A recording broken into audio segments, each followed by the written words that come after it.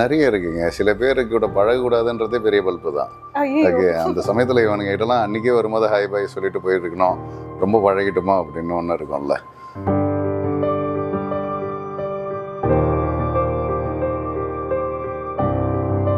உதாரணத்துக்கு என்னோட பார்ட்னர், ஆமாம்ல இதுதான் இல்லை இந்த கேஸ் லைட்டிங், ஆமாம் என் ஆள் இதை பண்ணா, ஓ இதை பற்றி சொல்கிறாங்க, கரெக்டு இவர் இதான் டே லூஸ் பையில.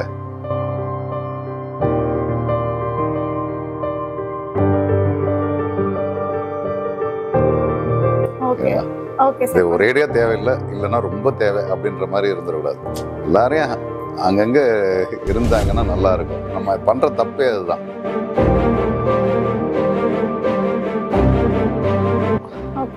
நீ ஊமல தப்பு வச்சுட்டு எல்லாரையும் அலோவ் பண்ணிட்டு you have not set a boundary, you allowed everyone to be என்னது உன்னை நீ கண்ட்ரோல் எடுத்துக்கலாம் அப்படின்ற லெவல் நீ உரிமை கொடுத்துட்டு தப்பு அவன் பேர்ல சொன்ன. எனக்கு அவனை பிடிக்கும், அதனால அவன் அடிச்சான்.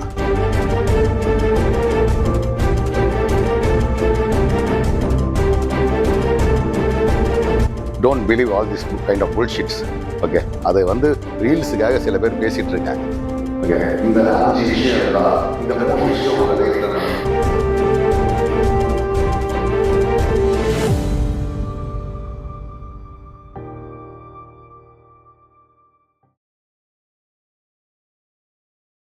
வியானெக்ஸ் மீடியா நேயர்களுக்கு வணக்கம். நான் விஜய் ஷீஜா. இன்னைக்கு நம்ம கூட இருக்க கெஸ்ட்டை பத்தி நான் டைரக்டா வந்துட்டு சொல்ல விரும்பல. ஏன்னா நீங்க இன்டர்வியூலயே நீங்க அவர் யாருன்னு தெரிஞ்சுக்குவீங்க. உங்களுக்கு தெரிஞ்சிருக்கும், உங்க ஃபீல்ட்ல அவர் வராம இருக்கவே மாட்டாரு. ஆனா ஒன்னே ஒண்ணு நான் சொல்லிக்கிறேன், இந்த இன்டர்வியூவை நீங்க பார்த்து முடிக்கும் போது உங்களுக்குள்ள ஒரு தெளிவு வரும். நம்ம யாரு, நம்ம என்ன பண்றோம், நம்ம அடுத்தவங்களுக்காக பண்ற விஷயங்கள்லாம் கரெக்டா அப்படின்ற ஒரு தெளிவு வரும்னு நினைக்கிறேன். Hi sir. வணக்கம். வணக்கம், எப்படி இருக்கீங்க? நல்லா இருக்கு. வாழ்க்கை எப்படி போயிட்டு இருக்கு? போயிட்டு இருக்கு, நல்லா இருக்கு. சார், நீங்களே போயிட்டு இருக்கு அப்படின்னு சொல்ற போது சாருக்கு ஏதாவது பிரச்சனை இருக்குமோ அப்படின்னு தோணுது. இல்லாம இருக்காது, எல்லாருக்கும் ஒரு பிரச்சனை இருக்கும். இப்ப என்ன பிரச்சனை இல்லாதவன் யார் இருக்கா சொல்லுங்க? இல்ல சார், இப்போ உங்க வீடியோ எல்லாம் பார்க்கும்போது, நம்ம பாட்காஸ்ட் குள்ள போறதுக்கு முன்னாடி இது என்னோட பர்சனல் கேள்வி, உங்க வீடியோஸ் எல்லாம் பார்க்கும்போது எனக்கு இந்த கேள்வி தோணிட்டே இருக்கும். சார் இவ்வளவு பேசுறாரு, இவ்வளவு மெச்சூர்டா இருக்காரு, அப்போ எல்லா சிச்சுவேஷனுமே சூப்பரா ஹேண்டில் பண்ணிடுவாரு அப்படின்ற ஒரு கேள்வி இருக்கும். நீங்க ஏதாவது மிஸ்டேக் பண்ணி என்னடா இப்படி பண்ணிட்டோமே அப்படின்ற ஒரு விஷயம் ஏதாவது ஒன்று ஷேர் பண்ண முடியுமா? இல்லை, நிறைய இருக்கு. நான் இப்போ வரையும் மிஸ்டேக் பண்ணிட்டே தான் இருக்கேன். இந்த ரூட் எடுக்கும் போது இந்த பிரிட்ஜுக்கு கீழே வரணும், பிரிட்ஜுக்கு மேலே போயிட்டேன், ஒரு 4 கிலோமீட்டருக்கு தள்ளி யூட்டன் போட்டேன். ஸோ மிஸ்டேக் பண்ணாமலாம் இருக்க முடியாது. சார், வாழ்க்கையில ஏதாவது ரொம்ப நீங்க அட்வைஸ்லாம் கொடுப்பீங்க, நீங்க வந்துட்டு சார் தான் எங்கேயோ பலமா வாங்கியிருக்காரு அதனாலதான் வந்துட்டு பேசுறாரு அப்படின்றதுதான் தோணும். அந்த மாதிரி ஏதாவது சின்ன விஷயத்த பெருசா யோசிச்சு ஏதாவது பல்பு வாங்கின மொமெண்ட் ஏதாவது இருக்கா? நிறைய இருக்குங்க. சில பேருக்கு கூட பழகக்கூடாதுன்றதே பெரிய பல்பு தான். ஓகே, அந்த சமயத்துல இவனுங்க கிட்டலாம் அன்னைக்கே வரும்போது ஹாய் பாய் சொல்லிட்டு போயிருக்கணும், ரொம்ப பழகிட்டுமா அப்படின்னு ஒன்று இருக்கும்ல. ஒன்று ரொம்ப பூசிக்க கூடாது, இன்னொன்று எல்லாரையும் ஒதுக்கிடக்கூடாது. எல்லாருமே வந்து ஒரு நாள் தேவைப்படுவாங்கன்ற மாதிரியே பழகிட்டா நல்லது. ஒரேடியா தேவையில்லை, இல்லைன்னா ரொம்ப தேவை அப்படின்ற மாதிரி இருந்துடக்கூடாது. எல்லாரையும் அங்கங்க இருந்தாங்கன்னா நல்லா இருக்கும். நம்ம பண்ற தப்பே அதுதான். சில பேர் ஒரேடியா ஒதுக்கிடுறது, இல்லைன்னா ரொம்ப ஒட்டி வராசிக்கிறது, இதுல தான் பிரச்சனையாகுது. ஓகே சார், இந்த முழு விஷயத்தையே வந்துட்டு ஸ்டார்டிங்லேயே சொல்லிட்ட மாதிரி ஒரு பெரிய விஷயத்த வந்து சொல்லிட்டீங்க. இப்போ பொதுவாகவே ஒரு விஷயம் இருக்கு இல்லையா, பேசுறது ரொம்ப ஈஸி, ஆனா அதை செயல்படுத்துறது ரொம்ப கஷ்டம் அப்படின்ற ஒரு விஷயம். நீங்க நிறைய விஷயங்கள் பேசுறீங்க, நீங்க அதை செயல்படுத்துறதுக்கு கஷ்டப்படுவீங்க. இப்போ அது மக்களுக்கு எப்படி நீங்க சொல்லுவீங்க, இதை செய்யுங்க அப்படின்னு சொல்றதை விட இன்னும் ஊக்கபூர்வமா எப்படி அதை கொண்டு போய் சேர்க்கணும்னு நினைக்கிறீங்க? You can change this world. நீங்க உலகத்தையும் மாத்துறதுக்காகலாம் நீங்க பிறக்கப்பட்டவங்க கிடையாது. ஓகே, எனக்கு என்ன தோணுதோ அதை நான் சொல்றேன், இல்லை எனக்கு நான் என்ன பட்டனோ அதை நான் சொல்றேன். அதை ஏத்துக்காது அது அவங்களோட தனிப்பட்ட மனிதனோட விருப்பம். இதை நான் இவர் சொல்லிட்டாரு அதை நான் கேட்டவனும் அப்படின்லாம் யாரையும் திணிக்க முடியாது. புரியுது? இந்த உலகத்தெல்லாம் உங்களால் மாற்ற முடியாது. எல்லாரும் அவன் வாழ்க்கையை வாழ்ந்துட்டு இருக்கான். எங்கேயாவது ஒரு இடத்துல தப்பு நடக்கும்போது, ஏதோ ஒரு இடத்துல நம்மளுக்காக ஒருத்தர் சொல்கிறாருப்பா அப்படின்னு கேட்கும் போது, நான் கூட அப்படி நினைப்பேன். எனக்கே சில வீடியோஸ் வந்து பார்க்கும்போது யாரோ ஒரு சின்ன பையனோட வார்த்தையாக இருக்கும், அழகாக சொல்லிட்டான்ல சார், நான் கூட இதில் முடங்கி இருந்தேன்ல அப்படின்னு. சரி, இந்த மாதிரி ஒரு வார்த்தை எங்கேயோ இருந்து வரும். உலகத்தெல்லாம் மாற்ற முடியாது. இப்போ சொல்கிறேன், அந்தந்த தேவைகளுக்கு ஏற்ற மாதிரி ஒருத்தனுக்கு வரும். நான் ஒரு முறை ஒரு கல்லூரிக்கு போயிருந்தேன். அப்போ அந்த கல்லூரிக்கு போயிருந்தபோது ஒரு பேராசிரியர் வந்து என்கிட்ட கேட்குறாரு, எங்களோட மாணவர்கள்லாம் உங்களோட தீவிரமான ரசிகர்களாக இருக்காங்க, ஏன்னா நீங்கள் லவ் பற்றி நிறைய பேசுவீங்களா அப்படின்னு. இல்லைங்க, நான் எல்லாத்தை பற்றியும் பேசியிருக்கேன், யாருக்கு என்ன தேவையோ அதை மட்டும் இந்த ஃபீடு காட்டும். இந்த ஆல்காரிதம் அப்படி தான் ஒர்க் ஆகும். யார் எந்த மனநிலையில் இருக்காங்களோ, யார் எதை பற்றி அதிகமாக யோசிக்கிறாங்களோ அது அந்தந்த நபர்களுக்கு கிடைக்கும். இப்போ உங்கள் ஏரியாவில் எதெல்லாம் கெட்ட சமாச்சாரம் நடக்குது அப்படின்றது உங்களுக்கு தெரியாது. காரணம் நீங்கள் அந்த கெட்ட எண்ணத்தோட இல்லை. உதாரணத்துக்கு இங்கே போதைப் பொருள் இங்கே கிடைக்கும், இல்லை இந்த மாதிரி ஏரியாவில் போனால் இந்த மாதிரியான இதெல்லாம் இடம்லாம் இருக்குது அப்படிலாம் உங்களுக்கு தெரிய வாய்ப்பே கிடையாது. ஆனால் அதில் ஒருத்தன் அடிமைப்பட்டு போய் கிடப்பான்ல, அவனுக்கு எங்கே விற்பாங்கன்னு தெரியும். எவனோட தேடுதல் என்னவோ அதுபடி அவனுக்கு வாழ்க்கை அமையன்றது தான் நான் புரிஞ்சுக்கிட்டது. ஓகே. ஸோ அவனோட எண்ணத்துபடி அவனுக்கு லைஃப் இருக்கும். Okay sir. ஏன்னா சில இதில் வந்து தப்பான வார்த்தை கிடையாது, தமிழோட சுத்தமான ஒரு வார்த்தை தான். ஏன்னா நம்ம எதனா ஒரு வீடியோவில் நம்ம பேசிகிட்டே இருக்கும்போது ஒரு மயிரம் வேணாம் அப்படின்னு சொல்லிட்டு கமெண்ட்லாம் வரும். அப்போ நான் என்ன நினைப்பேன்னா, நீ கடவுள்கிட்ட கேட்ட வரமா இது நினச்சிருந்தா, நீ ஒரு மயிரம் வேணான்னு உடனே கடவுள் உனக்கு அந்த வரத்தை கொடுத்துட்டாருன்னா நாளையில் உன் மண்டையில் உன் முடியே இருக்காதுல்ல. புரியுதா? அப்போ இந்த வேர்ட்ஸுக்கு ஒரு பவர் இருக்குது. நீ என்ன வார்த்தை உபயோகப்படுத்துறியோ அதுக்கு பயங்கர பவர் இருக்குது. நீ என்ன சொல்கிறியோ அது நடந்துடலாம். தொடர்ந்து சொல்லிகிட்டே இருந்தால் அது நடந்துடலாம். நீ ஒரு இதுவும் வேணாம் அப்படின்னு சொன்னால் ஒரு இதுவும் இல்லாமல் போயிடாது.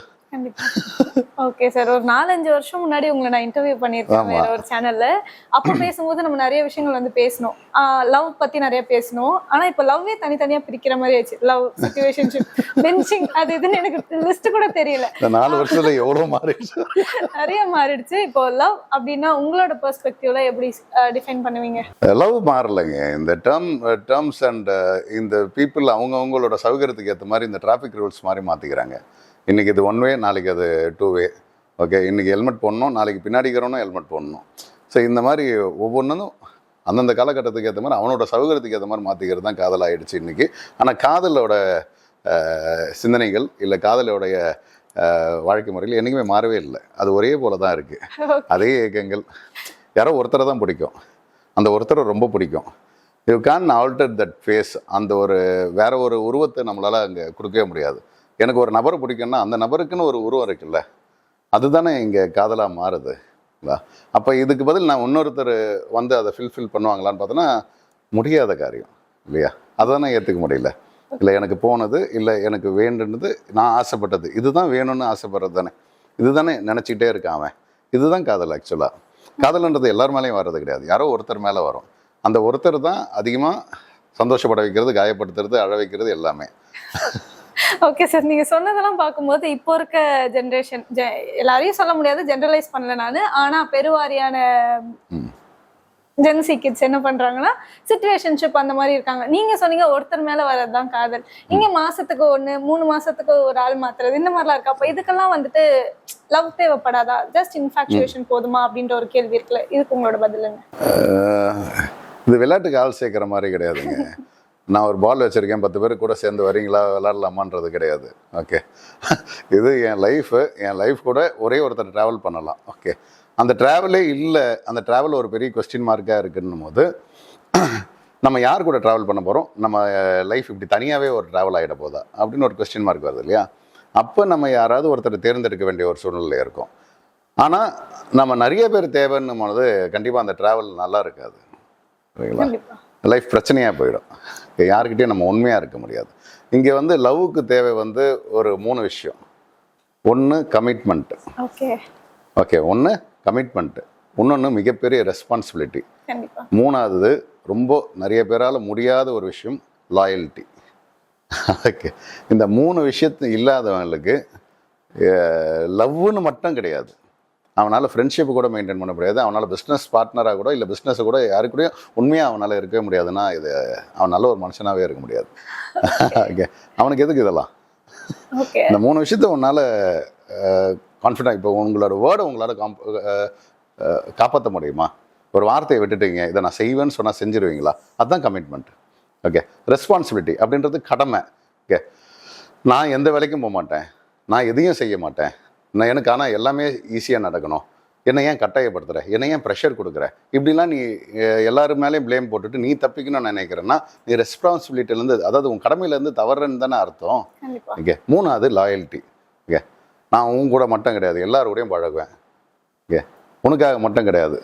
ஓகே, நீ என்னை கண்டிஷன் மேலே கண்டிஷன் போடாது. இப்படின்லாம் இந்த லாயல்ட்டியும் உன்னால் இருக்க முடியாது. அப்படின்னா ஒய் லவ்? ஓகே. இப்போ நிறைய கேள்விகள் என் மண்டைக்குள்ள ஓடிட்டு இருக்கு. பர்சனலா அதெல்லாம் இங்க கேட்க முடியாது. இருந்தாலும் பரவாயில்ல கேளுங்க. ஜென்ரலா கொண்டு போயிடலாம். இப்போ நீங்க லாயல்ட்டி அப்படின்ற ஒரு விஷயம் பத்தி சொன்னீங்க. இப்போ நம்ம வந்துட்டு ஃப்ரெண்ட்ஷிப்பை வேற லெவல்ல கொண்டு போறது, நிறைய பேரோட ஃப்ரெண்ட்ஸா இருக்கோம், நம்ம ஸ்ட்ரேஞ்சர்ஸ் கூட ஃப்ரெண்ட்ஸா இருக்கோம். இப்போ நம்ம இங்க 4 பேரை மீட் பண்றோம்னா நம்ம இவங்க கூட கான்டாக்ட்ல இருக்கோம். இப்படிலாம் இருக்கும்போது அது லாயல்ட்டிக்குள்ள வருமா? நம்ம யார்கிட்டயும் பேசாம இருக்கிறது தான் லாயல்ட்டி அப்படின்னு சொல்ல முடியுமா அப்படின்றது ஒரு கேள்வி வருது. சரி, லாயல்ட்டின்றது நம்ம ஒருத்தர்கிட்ட பழகிட்டோம்னா இன்னொருத்தர்கிட்ட பழகவே கூடாது அப்படின்றது கிடையாது. ஒருத்தர்கிட்ட கமிட்மெண்ட்டோட இருக்கிறது தான் பெரிய லாயல்ட்டி. அந்த நான் I should be committed there. Okay, நான் எல்லார்கிட்டையும் பழகலைங்க, ஆனால் எல்லார்கிட்டையும் ஒரே எண்ணத்தோட பழகிட்டு இருக்கக்கூடாதுங்களா? எது நட்பு, எது பெஸ்டி, எது க்ளோஸ் ஃப்ரெண்டு, எது என் ஏரியா மேட்டு, எது என் கிளாஸ்மேட்டு, இது அதுக்குன்னு ஒரு வரைமுறைகள் இருக்குல்ல. எல்லை மீறிய ஒரு உறவு தவறான உறவு தான். ஸோ அப்போ எல்லாத்துக்கான உரிமைகளை நீ கொடுக்குறியான்றது தான் இங்கே கேள்விக்குறியா இருக்கு. உரிமைகள் ஒருத்தருக்கு தான் அப்படின்னா அதுக்கு பேர் தான் loyalty.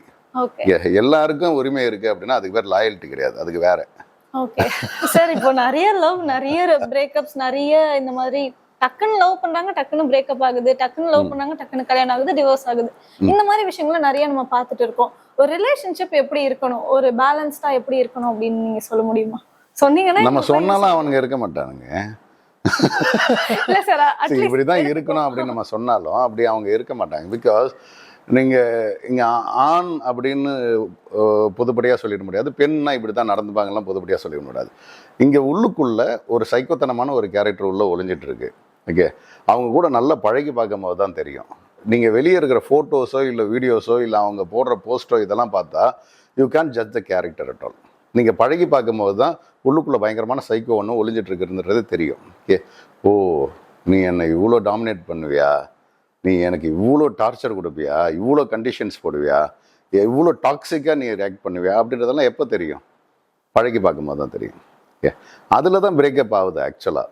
Okay, to be frank, before ஒரு எல்லாமே மேரேஜு, இந்த மாதிரியான ரிலேட்டிவ்ஸு, இந்த மாதிரி பேரண்ட்ஸோட ரெஸ்ட்ரிக்ஷன்ஸ், இதில் பிரேக்கப் ஆகிறது கொஞ்சம் தான். ஆனால் இவனுங்க வாயாலே இவனுங்களே கெட்டான்ற மாதிரி இவனுங்க பண்ணுற சேஷ்டை தான் எல்லாமே டோட்டலாக, அந்த பொண்ணாக இருக்கட்டும் பையனாக இருக்கட்டும், இவங்க பண்ணுற இந்த டாக்ஸிக் பிஹேவியர் தான் பிரேக்கப்புக்கு காரணமாகவே இருக்கும். ஓகே, இப்போ செட் ஆகலன்னு தான் பிரேக்கப் பண்ணுறாங்க. அதுக்கப்புறம் பேட்சப்னு ஒரு வார்த்தை இருக்குது, பேட்சப்னு ஒரு டேர்ம் இருக்குது. பேட்சப் பண்ணுறது எந்த அளவுக்கு நல்லது அந்த ரிலேஷன்ஷிப்னு நினைக்கிறீங்க நீங்கள்? பேட்சப் வந்து உங்களை விட்டு போன பிறகு என்னால் எந்த அளவுக்கு நான் பாதிக்கப்பட்டுறேன், எவ்வளோ தூரம் நான் வந்து உங்களையே தேடிட்டு இருக்கேன், என்னால் இருக்கவே முடியல உன்னை விட்டு அப்படின்ட்டு ஒரு எண்ணம் வருது. இதே எண்ணம் அங்கேயும் வரணும். சரி சத்தியமாக முடியலடா, நான் தெரியாமல் அன்னைக்கு கோச்சிட்டு வந்துட்டேன் அப்படி. அப்போ இந்த 2 பேருக்கும் அந்த எண்ணம் ஒரே மாதிரி சிங்க் ஆகும் போது அவங்க 2 பேர் பேட்சப் ஆகுறது ரொம்ப நல்லது. இல்லைனா 2 பேருடைய மென்டல் ஹெல்த் கண்டிஷனும் மோசமாயிடும். சார், இப்போ இந்த நார்சிஸ்ட் பிஹேவியர் அப்படின்றது வந்துட்டு நிறைய பேர்கிட்ட நம்ம பார்க்க முடியுது. இது வந்து பொண்ணு பையன் அப்படின்றதெல்லாம் இல்லை. இதை நம்ம வந்துட்டு இந்த மாதிரி இருக்கவங்க கிட்ட இருந்து வெளியில வர்றது கரெக்டா, இல்லை ஓகே எனக்கு இவங்களை பிடிச்சிருச்சு, இவங்க எல்லாமே நல்லா இருக்க முடியாது அப்படின்னு சொல்லிட்டு அந்த ரிலேஷன்ஷிப்பை கண்டினியூ பண்றது பெட்டரா? இல்லைங்க, இப்போ கடந்த ஒரு 5 வருஷமா நீங்க நிறைய ரீல்ஸ் பார்க்கறதுனால தான் இந்த நார்சிஸ்ட் பிஹேவியர்லாம் உங்களுக்கு இந்த வார்த்தையெல்லாம் தெரியுது. ஓகே, சரி, அதிலிருந்து முதல்ல நீங்க வெளியே வரணும். இந்த ரீல்ஸ்ல வந்து பாதி பேர் இந்த பிஹேவியர் இது எல்லாத்துக்கும் பேரை வச்சு உங்களை மேனிப்புலேட் பண்ணிட்டு இருக்காங்க. நீங்க நல்லா வாழ்ற வாழ்க்கையை நாசம் பண்ணிட்டு இருக்காங்க. ஓகே, ஸோ அதனால நீங்க சந்தேகிக்கிற அளவுக்கு ஒரு தாட்ஸ் உங்களுக்கு போயிடுது. உதாரணத்துக்கு என்னோட பார்ட்னர் ஆமாம்ல இதுதான் இல்லை இந்த கேஸ் லைட்டிங், ஆமாம் என் ஆள் இதை பண்ணா, ஓ இதை பற்றி சொல்கிறாங்க, கரெக்டு இவர் இதான், டேய் லூஸ் பையில அதெல்லாம் ஒன்றும் கிடையாது. ஓகே, சரி, நீ உங்கள் கூட நீங்கள் வாழும்போது உங்களுக்கு எது சரி எது தவறு, உங்களுக்கு எது பிடிக்கலை, எது உங்களுக்கு சகிப்புத்தன்மையோடு இருக்குது, எது உங்களால் சகிக்கவே முடியல, எதை உங்களால் அக்செப்டே பண்ண முடியல அப்படின்றதெல்லாம் தோணுச்சுன்னா அதை விட்டு விலகிறது நல்லது இல்லையா? இவன் சொல்லிட்டான் அவன் சொல்லிட்டான்றதெல்லாம் இல்லை, உங்களுக்கா தோணணும் இல்லை ஒன்று.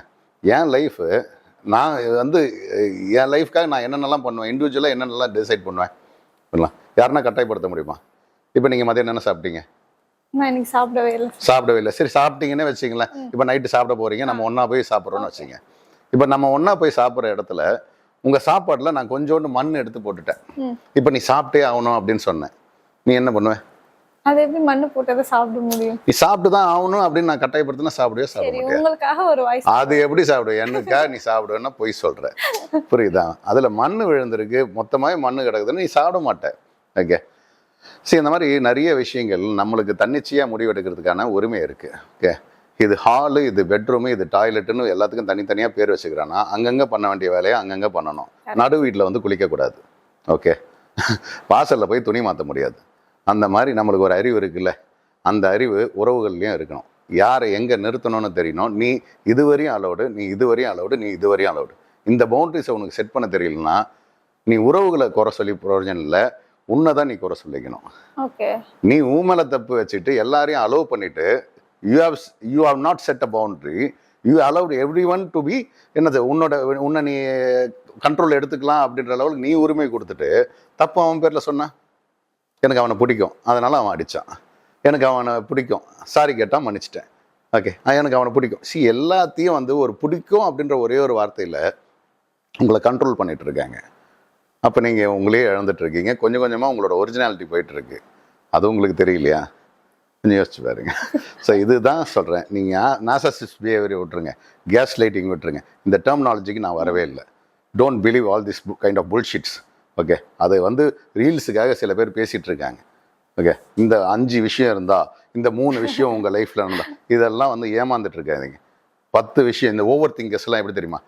நான் நல்லா யோசிச்சு பாருங்க. மறுபடியும் ஓவர் திங்கிங்கே பண்ணி இந்த ஓவர் திங்கர்ஸை பற்றி பேசுகிறவங்கள பற்றி யோசிச்சு பாருங்க. ஓவர் திங்கிங் பண்ணாமல் எவனுமே இல்லை. கண்டிப்பா.